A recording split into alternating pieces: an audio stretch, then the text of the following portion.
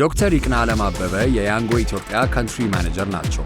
የመኬንዚና ኩባንያ የሥራ አመራር አማካሪ በነበሩበትም ወቅት የመንግሥትና የግል ዘርፍ ደንበኞቻቸውና ባለድርሻ አካላትን የምጣኔ ሀብት ልማት ላይ ቀጣይነት ያለው መሠረተ ልማቶች፣ የአረንጓዴ ኢንዱስትሪያላይዜሽንና የከተማ ትራንስፖርት ማዘመን ላይ ምክርም ሰጥተዋል። ዶክተር ይቅና ዓለም ካናዳ በሚገኘው ብሪቲሽ ኮሎምቢያ ዩኒቨርሲቲ የሲቪል ኢንጂነሪንግ የዶክትሬት ዲግሪ ያላቸው ሲሆን በአሜሪካ ካለው የቨርጂኒያ ቴክ የማስተርስ ዲግሪያቸውንም ይዘዋል።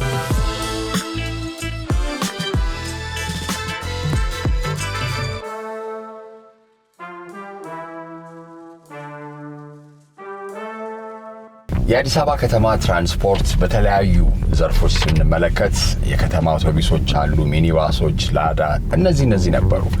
ከቅርብ ጊዜ ወዲህ ደግሞ በጣም በስፋት እየተለመዱ የመጡት ታክሲ ሄሊንግ ሰርቪሶችም አሉ። ታክሲ ሄሊንግ ሰርቪስ ሲባል እንደው በብራንድ አይደንቲቲ በጣም ቦክ ያለ ቀይ፣ ነጭ ቦልድ ከለሮች ይዞ ያንጎ እኔ ሁሌም ምንም አይነት ቢልቦርድ ላይ ከተማችን ላይ የምናየው አይነት ብራንድ አይደንቲቲ ይዛቸዋል። በዛሬው ሲኢኦዎች እንግዲህ የምገኘው ከያንጎ ሲኢኦ ነው፣ ማኔጂንግ ዲሬክተር ነው። እስቲ ፕሮፐር ታይትል ንገረኝ። ፕሮፐር ታይትል ካንትሪ ማኔጀር የቀና ዓለም። ትክክል። በስምህን ጀምር። በጣም ደስ የሚል ስም ነው፣ የቀና ዓለም። ማን ያወጣል? እናቴ ነች ያወጣችልኝ። ስም ስታወጣ ቅኔ ትዘርፋለች ብዙ ጊዜ። ይቅና ዓለም፣ የቀና ዓለም 3-4 ትርጉም ይኖረዋል ታውቃለህ። አንድ የቀና ዓለም፣ ዓለሙ የተስተካከለ፣ ይቅና ዓለምም ይሆናል አንዳንዴ። ዓለሙ ይቅና ይስተካከልልህ፣ 3-4 ትርጉም ይኖረዋል። ግን አሁን ለአንተ ግን ሰው የሚጠራ ግን ምን ተብሎ ነው? እስቲ የቀና ነው ይቅና ዓለም፣ ይቅና ዓለም ብሎ ይጠራኛል። ይቅና ዓለም አይነት እሱ የበለጠ ብዙ ጊዜ ሰው በዛ ይጠራኛል። ናይስ። በትክክል ደግሞ ያው ይቅናህም ይለኛል አጠር አድርጎ ይቅናህ። በቃ እኔ እንግዲህ ስምን መላክ ያወጣል የሚባለው ይሄ ነው አይደለ? እውነት ነው። በጣም አሪፍ። የት አካባቢ ነው ያደግከው? ተወልጄ ያደግኩት ገርጂ ነው። እንግዲህ ቤተሰቦቼ ገርጂ መጀመሪያ ቤት ሰርተው ሲገቡ የተወለድኩት የመጨረሻ ልጅ ነኝ፣ ግን ለቤቱ የመጀመሪያ ገርጂ ነው የተወለድኩት። ያደግኩትም እዛው ነው። የተማርኩትም እዚሁ አካባቢ ቦሌ ኮሚኒቲ የምታውቀው ከሆነ አዎ፣ በዚህ ቦሌ ሆምስ ጋር መውጫው ያለ እዛ ነው የተማርኩት እና ቦሌ ሃይ ስኩል ነው የተማርኩት። ሁለቱ ሰላም መሀል ላይ ተምሬያለሁ። ሰላም ቺልድረንስ ቪሌጅ ልክ ነው አለ እዛ ተምሬያለሁ። ሶ በቃ የቦሌ ገርጂ ድሮ በጣም ልጅ ነኝ ማለት ነው። ሩቅ በነበረበት ሰዓት ነው ገርጂ እኮ ድሮ በፍጹም እንደ ገርጂ እንዴት ይኖራል ይባል ነበር።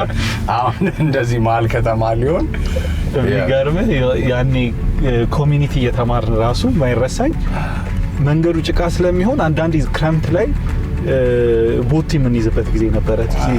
የተማሪዎች ሆነ ትምህርት ቤት እንሄዳለን። ስንመለስ ቦቲያችን እናደርግና ጨፌዋል። አሁን ሆስፒታል ነው የተሰራበት ያለው አለ። እሱ ጨፌ ላይ ቦቲን አድርገን ነው የምንጠጣው። አሪፍ። እስቲ እንደው አብዛኛውን ጊዜ ስራ ከመጀመራችን በፊት የምናስባቸው የሚያጋጥሙን ኤክስፒሪየንሶች፣ ተሞክሯችን፣ አስተዳደጋችን የእኛን ማንነት ይቀርጻሉ ተብሎ ይታመናል በሳይኮሎጂም ደረጃና እስቲ በጣም የምታስታውሳቸው የአሁኑን ይቅና ዓለምን ሼፕ አድርገዋል ወይ ሞልድ አድርገዋል የምትላቸው ኤክስፒሪየንሶች ሁለት ነገር? አይ ቲንክ አንደኛውና ዋነኛው ቤተሰብ ይመስለኛል። አይ ቲንክ የሁሉንም ማንነት የሚቀርጸው ለእኔም እንደዛ ነበረ። አብሮ መስራትን፣ መካፈልን፣ ሼር ማድረግን እንደዚህ አይነት ነገሮች የምትማረው ብዙ ጊዜ ከዛ ነው የሚነሳውና እኔ አንደኛው ዋናው ነገር ቤተሰብ ነው ብዬ አስባለሁ። ሁለተኛ ካልከኝ ትምህርት ማለት አይ ቲንክ እችላለሁ። ቢካዝ አባቴም እናቴም አስተማሪዎች ናቸው።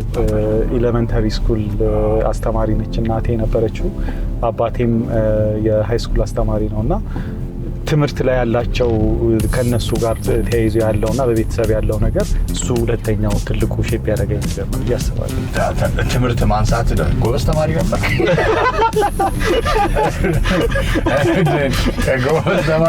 ጎበዝ ተማሪ የተለያየ ፌዝ ነበረኝ ታውቃለህ። ልጅ እያለሁ እስከ 6ኛ ክፍል ሰነፍ ተማሪ ነበር። በቃ ጎበዝ እንኳን ልባልና ወላጅ አምጣ ነው የምንባለው። ሁሉ ጊዜ ልጅ መጨረሻው ምንድነው ነው ነበር የምባለው። ግን ስድስተኛ ሰባተኛ ምናምን ላይ ጎበዝ ኢምፕሩቭ እያደረኩ ሄድኩኝ። ሃይ ስኩል ደህና ተማሪ ሆንኩኝ። ከዛ ዩኒቨርሲቲ በጣም ጥሩ ተማሪ ነበርኩኝ። ሶ ሁሉም ፌዝ ላይ ነበርኩበት። እስቲ ኮሌጅ የት ነበርክ? ዩኒቨርሲቲ የገባሁት አዲስ አበባ ዩኒቨርሲቲ ነበርኩኝ። ህንፃ ኮሌጅ ወይ ደግሞ ቴክኖሎጂ ካምፓስ ሳውስ ካምፓስ የሚባለው ማለት ነው። ልደታ አርክ ግቢ እኔ ኮንስትራክሽን ነበር የተማርኩት። ያ እዛ ነበር የነበርኩኝ። How was that experience? እሱ በጣም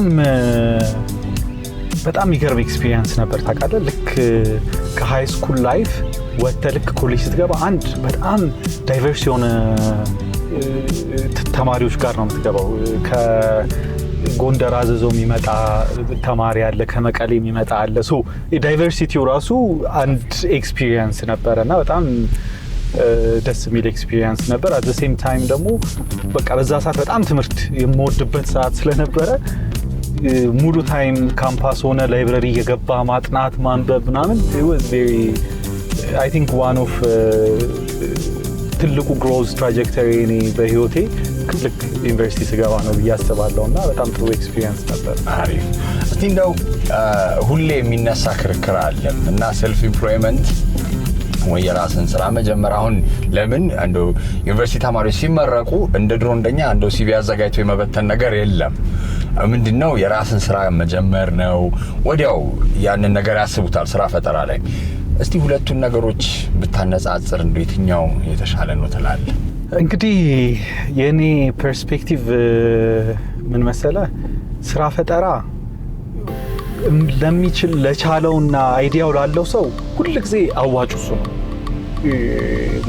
መፍጠር ለሚችል ሰውና እንደው ሰልፍ ኢምፕሎይድ መሆን ለሚችል ሰው በእኔ ኤግዛምፕል ብታየው ከኛ እኩል ግራጁዌት ካረጉ ልጆች ውስጥ አሉ 5-10 ልጆች ይሆናሉ በራሳቸው ተፍጨርጭረው ኮንስትራክሽን ውስጥ የገቡ ልጆች አሉ። አሁን የደረሱበትን ደረጃ ብታየው ከአብዛኛው ያው ከክላስ ሜቶቹ አንፃር ስታየው በጣም ጥሩ የሚባል ቦታ ነው የደረሱት።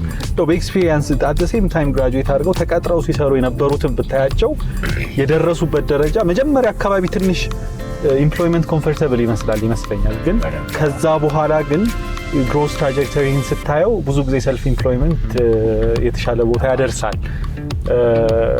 ግን ያው ሁሉም ደግሞ ሰልፍ ኢምፕሎይድ መሆን አይችልም እና እሱ ፓሽን ያለውና በራሱ መስራት የሚችል ሰው ቢጀምር ይመከራል ብዬ አስባለሁ። አብዛኛው ጊዜ ምንድነው መሰለህ እኔ እናነሳው ለትሬንድ የሆኑ ነገሮች ላይ ሁሌ ሰው መገኘቱ የዛ አካል መሆን ይፈልጋል። ሁሌ በቃ ሰልፍ አሁን ኢንተርፕረነርሺፕ በቃ ኢትስ አ ትሬንዲ ቲንግ ልክ እንደዛና ያንንም ነገር እስቲ ቆም ብሎ ማሰብ ያስፈልጋል የሚለውን ነገር ለማስረዳት ጥሩ ፖይንት ነው። ግን እሱ የመጣው ከምንድን ነው የሚለውም ነው አይደል? ኢምፕሎይመንት ላይ አንድ ሳላሪ ኮምፒቲቲቭነሱ ትንሽ እየቀነሰ መጣ። ፕራይቬት ሴክተር ራሱ ሳላሪ በጣም ኮምፒቲቲቭ አይደለም አት ዘ ሴም ታይም ደግሞ ኦፖርቹኒቲውም እየቀነሰ መጣ። ሶ ሰልፍ ኢምፕሎይድ የሆኑ ሰዎች አብዛኞቹ ገቢያቸው ሪላቲቭሊ የተሻለ እንደው ከትላንትና መኪና ከሚያጥብልኝ ልጅ ጋር እያወራው ምን ያህል ገቢ እንዴት ነው ምናምን ነገር ብየው ያው በቀን ይሄን ያህል ምናምን እያለ ሲያስረዳ ስታየው ኦልሞስት አብዛኛው ሳላሪ ስኬል ላይ ስታስበው በጣም ጥሩ የሚባል ሳላሪ ስኬል ላይ ነው እነሱ ያሉት እና ሰልፍ ኢምፕሎይድ መሆን የምትችል ከሆነ ፓሽኑ ካለ አት ዘ ሴም ታይም ደግሞ የፈለከውን ታች ድረስ ወርደ መስራት ችሎታ ካለ አይ ቲንክ ሰልፍ ኢምፕሎይመንት በጣም ተመራጭ ነው። ሁሌም ቻሌንጁ አንዳንዴ በቃ ወይ ያደክመሃል ወይም ተስፋ እንድትቆርጥ ያደርጋል። ኢንቫይሮንመንቱ የተስተካከለ ካልሆነ ምናምን ግን ምንም ቢሆን ኢን ዘ ሎንግ ራን ያኛው የተሻለ አውትካም ይኖረዋል። አሁን ደግሞ እስቲ ወደ የስራ ጊዜ ወይም ኤክስፒሪየንስ እንምጣና ልክ ከኮሌጅ ከጨረስክ በኋላ ምን አይነት የስራ ኤክስፒሪየንስ ነበር? መጀመሪያ ግራጁዌት እንዳረኩኝ ኮንሰልተንሲ ነበር የምሰራው፣ ኮንስትራክሽን ማኔጅመንት ኮንሰልታንሲ። በጣም አሪፍ ፕሮጀክት፣ ሁሉ ጊዜ ፕራውድ ሆኜ የማወራበት ፕሮጀክት ባሌ ማውንቴን ሎጅ ይባላል። አይ ዶንት ኖ ሄደህ የምታውቀው ባሌ ማውንቴን ሎጅ። ያኔ ግራጁዌት እንዳረኩ አይ ቲንክ በ6 ወር ውስጥ ምናምን ነበረ እሱን ካምፓኒ ኦፖርቹኒቲ የሰጠኝ። እሱን ፕሮጀክት ማኔጅ ያረኩት ነው የነበርኩኝ እዛ ለ2 ዓመት ያህል። ኮንስትራክሽን ኢንዱስትሪ ውስጥ ነበርኩኝ። እሱን ከጨረስኩኝ በኋላ ማስተርሴን አግኝቼ ወደ ጀርመን ሄድኩኝ። ወደ 2013 አካባቢ ጀርመን ሄድኩኝ፣ ማስተርሴን ተማርኩኝ። ዲኤዲ ስኮላርሺፕ ዳድ ስኮላርሺፕ የሚባለውን የምታውቀው ነው። በጀርመን ጋቨርንመንት የሚዘጋጅ ስኮላርሺፕ ነበር። በሱ ነው የሄድኩት። ስቱትጋርት ዩኒቨርሲቲ ኦፍ ስቱትጋርት ተማርኩኝ። እዛ ከጨረስኩኝ በኋላ ያው ፓርት ኦፍ የወርክ ኤክስፒሪየንስ ነው ብዬ ስላሰብኩኝ ነው የነገርኩት። then I went ማስተርሴን ለመስራት ደግሞ ቨርጂኒያ ቴክ ሄድኩኝ አሜሪካ። እዛ 1 አመት ተምሬ ወደ ካናዳ ሄጄ ደግሞ ፒኤችዲን ሰራው። ይሄ ሁላ ፒኤችዲን ሰራም ሁሉም ሲቪል ኢንጂነሪንግ እና ኢንፍራስትራክቸር ማኔጅመንት ትራንስፖርቴሽን ሴክተር ላይ ነበረ የሰራሁት። እዛ ኦልሞስት ከኢትዮጵያ ከወጣሁ ወደ 8 አመት ያህል ቆይቼ ነው ተመልሼ ወደዚህ የመጣሁት። እንግዲህ as I was reading up መኪንዚ አፊሊየት ነህ? መኪንዚ አፊሊየት ወይ እዛ የነበረው እዛ በጣም የተለያዩ አይነት ፈንዶች ማኔጅ የሚደረጉበት ብዙ ኮንሰልተንሲ የምታይበት በጣም መጠነ ሰፊ የሆኑ ዋይድ አሬይ ኦፍ ቲንግስ ኤክስፒሪየንስ የምታደርግበት ቦታ ነው መኪንዚ። እስቲ ስትመጣ ያንን ነገር ይዘህ መጥተህ እዚህ ስትመጣ ያለው ሪያሊቲ እንዴት ነበር? What's interesting about መኪንዚ is በጣም ዳይቨርስ የሆኑ ፕሮጀክቶች ላይ ለአጭር ጊዜ ቶሎ ራምፕ አፕ አድርገህ ፕሮብለም ሶልቭ እንድታደርግ ኤክስፒሪየንስ ይሰጥሃል እና በጣም አሪፍ ጊዜ ነበር እዛ የነበረው። ያንጎን እንጀምር። ከመኪንዚ እንዴት ወደ ያንጎ ገባ? እሱ ነው ራሱ ሽፍቱ። ያንጎ ያው ብዙ ጊዜ እንደዚህ አይነት ካምፓኒዎች ማኔጅመንት ኮንሰልቲንግ ወይ ደግሞ መኪንዚ ኤክስፒሪየንስ ያላቸው ሰዎችን አትራክት ለማድረግ ይሞክራሉና ይፈልጋሉ። ምክንያቱም እንደዚህ አይነት ቦታ መኪንዚ ስትሰራ ስትራቴጂክ ኮንሰልቲንግ ነው የምትሰራው። ከያንጎ ጋር እንግዲህ መስራት ከጀመርን ኦልሞስት አሁን 2 አመት ሊሆነን ነው። ቴክኖሎጂ ባይ ዘ ዌይ በጣም ካሳደጋቸው ዘርፎች መካከል ትራንስፖርቴሽን አንደኛው ነው እና ቴክኖሎጂ ደግሞ ኢንቮልቭ ሲያደርግ ኮምፒቲሽኑ ፊርስ እንዲሆን ያደርገዋል አይደል? እስቲ ምን ያህል ነው ፑሽ የሚደረገው ወይስ ምን ያህል ይቀይረዋል ቴክኖሎጂ? ቴክኖሎጂ በጣም ብዙ ነገር ይቀይረዋል። እንግዲህ ከመጀመሪያው ከታክሲ ሄሊንግ ቢዝነስ እንደው አድርገህ ስታስበው ድሮ ሄደህ ነው ታክሲ የምትጠራው መቼስ፣ ወይ ደግሞ ሰፈር የምታውቀው ላዳ ሹፌር ካለ ስልኩን ደውለህ ነው አይደል? እሱ እንግዲህ መጀመሪያው አጀማመር እንደዛ ነው። ከዛ ተነስቶ አሁን ያለበትን ታያለህ። አሁን ባለበት ደረጃም በጣም ብዙ ኢኖቬሽኖች የመጡ ነው። ለምሳሌ እንግዲህ ሰልፍ ድራይቪንግ ካርም እየመጣ ነው አይደል? at some point ሹፌርም አያስፈልግም። አሁን ባለን ቴክኖሎጂ ግን እንደው አንዳንድ ነገሮች ለማንሳት ያህል ምን ይጠቅማል መሰለህ? ለምሳሌ ሴፍቲ ፊቸሮች ብታይ የኛ አሽከርካሪዎች በጣም በፍጥነት ሲነዱ ሲስተሙ አውቶማቲካሊ ስፒድ ዲቴክት ስለሚያደርግ ኤስኤምኤስ ይልክላቸዋል ወይ ደግሞ አውቶማቲክ ፑሽ ኖቲፊኬሽን ይልክላቸዋል። ትንሽ ቀስ ብላችሁ ንዱ፣ ከስፒድ ሊሚቱ በጣም የዘለለ ነው የምትነዱት። በጣም ደግሞ ኃይለኛ ፍሬን የሚይዙ አይነት ሹፌሮች አሉ። አጋጥመው ከሆነ በቃ ጥፍ የሚሉት እሱንም ዲቴክት ያደርገዋል። ቢካዝ ቴክኖሎጂውና ሞባይል ላይ ያለው በአጠቃላይ ሴንሰሮቹ በጣም ዩዝፉል ናቸው እንደዚህ አይነት ነገሮች ኮሚኒኬት ለማድረግ። እሱ አለ። at the same time ፕራይስ ላይ እኛ በጣም ዳይናሚክ ፕራይሲንግ ነው የምንጠቀመው። ዳይናሚክ ፕራይሲንግ ማለት ሰፕላይ እና ዲማንዱን ራሱ ኦፕቲማይዝ እንዲያደርግ አንዳንዴ በጣም ሃይ ዲማንድ ሲሆን አመት በዓል ሊሆን ይችላል ወይ ዝናብ ሊዘንብ ይችላል፣ አሽከርካሪዎች የማይገኙበት ሰዓቶች አሉ። እዛ ሰዓት ላይ ሲስተም አውቶማቲካሊ ፕራይሱን ትንሽ ከፍ ያደርጋል ለዩዘሩ ማለት ነው። ይሄ ምን ይጠቅማል?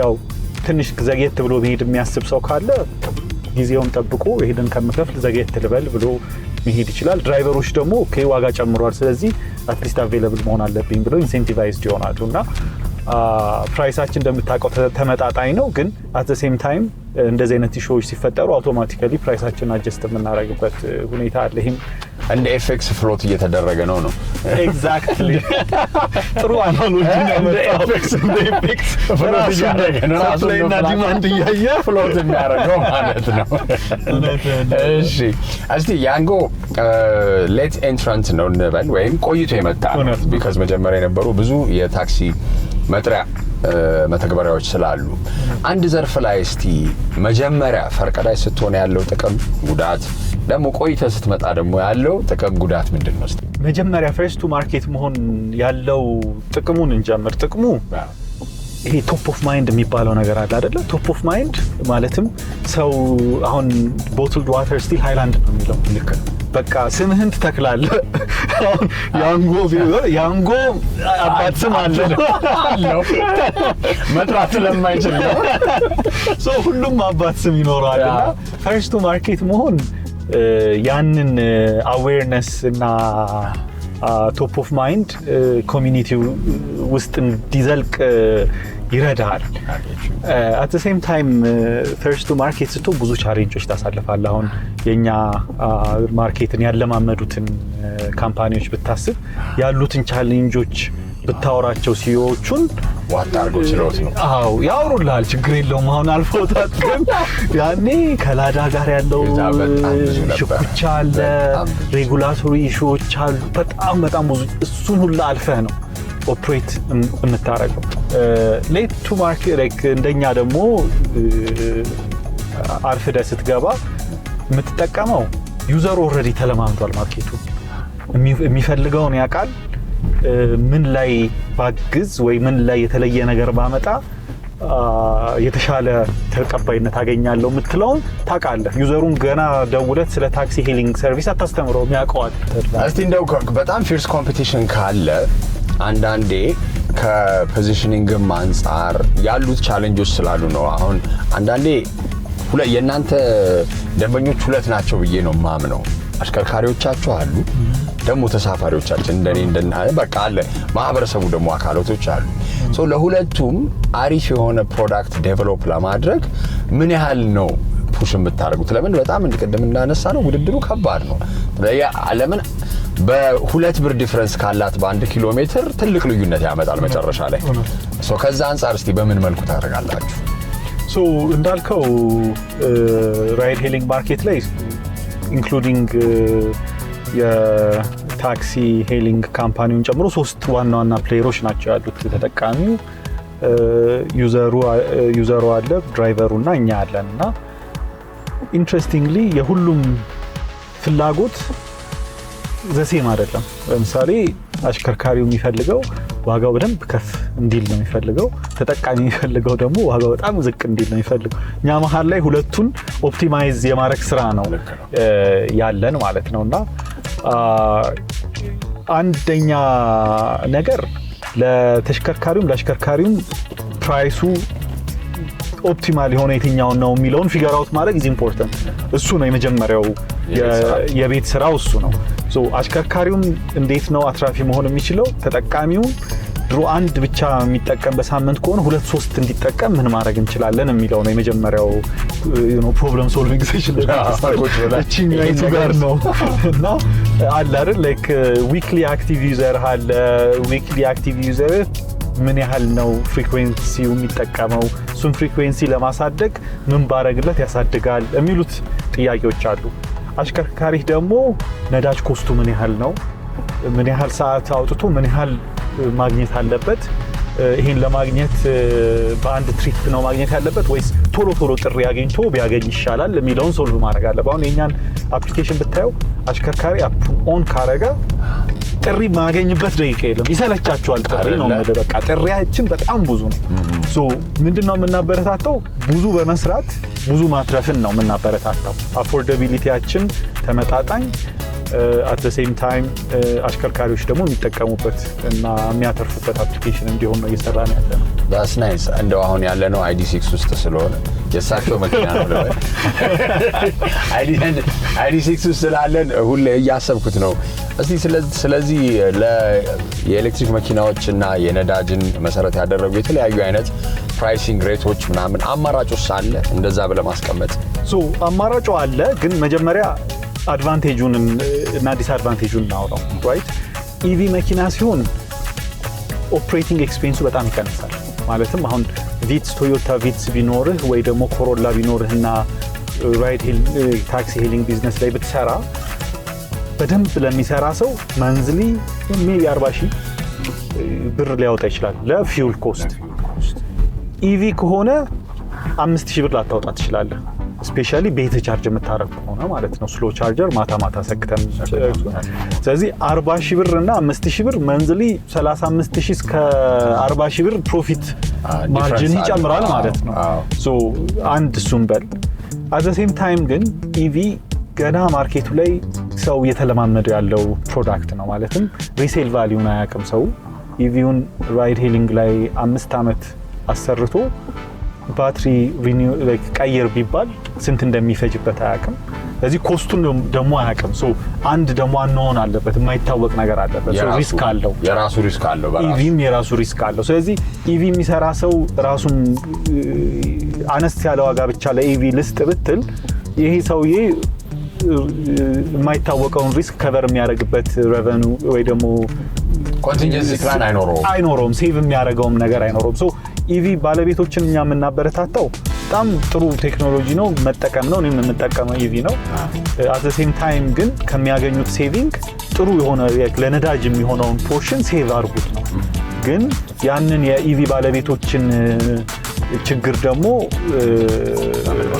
መፍታት አለብን ስለምንል አሁን ለሁሉም ዘ ሴም ፕራይስ ነው ያለን አሁን ባለው ሁኔታ እንደ አንድ ሲኢኦ ወይንም ካንትሪ ዳይሬክተር በምን መልኩ ቲምህን ቢልድ ለማድረግ ጠንካራ የሆነ የቡድን መንፈስ ለመፍጠር ምን አይነት ስራዎችን ትሰራለህ ፍልስፍናስ በጣም አሪፍ ሶ አንደኛው ነገር ምንድነው አትራክት ወይ ደግሞ የምታመጣው ሰው ምን አይነት ሰው ነው ከሚለው ይጀምራል ሰው ስታመጣ እኔ የምፈልገው ምን አይነት ሰው ነው ወይ ለመቅጠር ሳስብ ወይ የሆነ ሰው ለማስገባት እና አብሬ ለመስራት ሳስብ አንደኛ የማየው ነገር የእውነት ለመናገር ዲግሪ ምናምን አይደለም ዲግሪ ምናምን could be important ግን እሱ አይደለም ዋናው ነገር ሃርድ ወርኪንግ ሰው ነው አይደለም ፓሽኔት ነው ለዛ ለምንሰራው ስራ አይደለም ሁለተኛ በተጨማሪ ደግሞ ኦነርሺፕ የሆነ ፕሮጀክት ስትሰጠው አንድ ሰው ሙሉ ኃላፊነቱን ወስዶ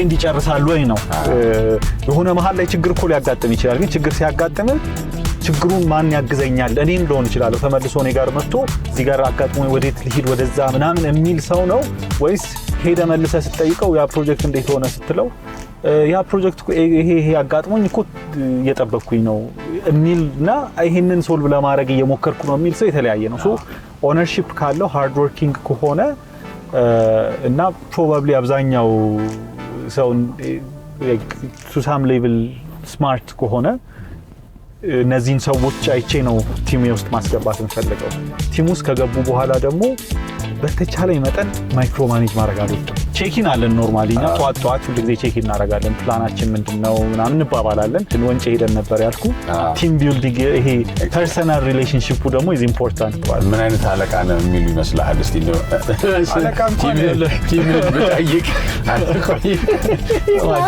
ጆሮ ለባለቤቱ ባጃ ነው ምን እንደሚሉኝ አላውቅም በጣም የጓደኛ አይነት ሪሌሽንሺፕ ነው ከቲሞቻችን ጋር ያለን ከፓርትነሮቻችንም ጋር ያለን ያንጎ ፓርትነርሺፕ ነው የምንሰራው ከመልቲፕል ፓርትነርስ ጋር ነው እና ጥሩ ሪሌሽንሺፖች ነው ያሉን ብለን እናስባለን የመጨረሻ ጥያቄ ላርግልህና እንደው በምን መታወስ ትፈልጋለህ ሁሌ አብሶ ፐርፐዝ ኖሮት የሚሰራ ሰው እንደዚህ ትልልቅ ቲሞችን የሚያስተዳድር ወይም የሚመራ ሰው አንድ ፐርፐዝ ይኖረዋል አይ ቲንክ ለኔ የበለጠ ፐርሰናል ወይ ደግሞ የሆነ ፋሚሊ ላይፍ የበለጠ ማተር ያደርጋል ብዬ አስባለሁ ላይክ ፕሮፌሽናሊ ልትታወስ ትችላለህ ግን in the long run I don't think ለኔ like it's fine like እስካለህ ድረስ ብዙ ነገር ለመስራት ትጥራለህ የምትችለውን ቢልድ ለማድረግ ትሞክራለህ ግን at the end of the day ማተር የሚያደርገው ቤተሰብ እና ፋሚሊ ነው ብዬ ነው የማስበው ስለዚህ ጥሩ ቤተሰብ ኖሮኝ እንግዲህ ጥሩ ልጆች ኖሮኝ በእነሱ ብታወስ የበለጠ ደስ ይለኛል ብዬ ነው ማስበው። ያስ የልብህን ይስጥህ ነው የሚባለው። ኦኬ እስቲ እንደ ኮንክሉዲንግ ያንተ ራስህ መናገር የምትፈልገው በትራንስፖርት ዘርፋችን ላይ በምጣኔ ሀብታችን ላይ ያሉ ነገሮችና እንደ ኦፖርቹኒቲ ስራ ፈጣሪዎች አይተውት ሊለወጡበት ሊሰሩበት ይችላሉ የምትላቸውን ፖይንቶች አንስተን መዝጋት እንችላለን። በጣም ጥሩ። አይ ቲንክ ኢን ጀነራል ላይክ የሆነ ሀገራችን ወይ ደግሞ በአጠቃላይ ኢኮኖሚው በሚቀጥለው 2-3 አመት ውስጥ በጣም ትልቅ ለውጥ የሚያመጣ ይመስለኛል። እንግዲህ እኔ አሁን ከማያቸው አንዳንድ ነገሮች ተነስቶና ፎሬን ኢንቨስትመንት ራሱ ምን ያህል አትራክቲቭ እየሆነ እንደሆነ ከከረንሲ ፍሎቲንጉ በኋላ ብዙ ከሚሰሩት ሪፎርሞች ጋር ተያይዞ የምታየው ነገር አለና ብዙ ኦፖርቹኒቲዎች ይመጣሉ ብዬ አስባለሁ። the only thing ምንድነው የሚባል አባባል አለ፣ እድለኛ ሰው የለም at the right time ሬዲ ሆኖ የጠበቀ ሰው ነው ያለው፣ ዝግጁ ሰው ነው ያለው እንጂ እድለኛ ሰው የለም የሚባል አባባል አለና ሁላችንም በምንፈልገው ዘርፍ ላይ ሰክሰስፉል ለመሆን ከፈለግን ያው በተቻለ መጠን ራሳችንን አዘጋጅተን ኦፖርቹኒቲዎቹን ያየን over the next 3-4 years ብናይ ብዙ ነገሮች መስራት እንችላለን ብዬ አስባለሁ።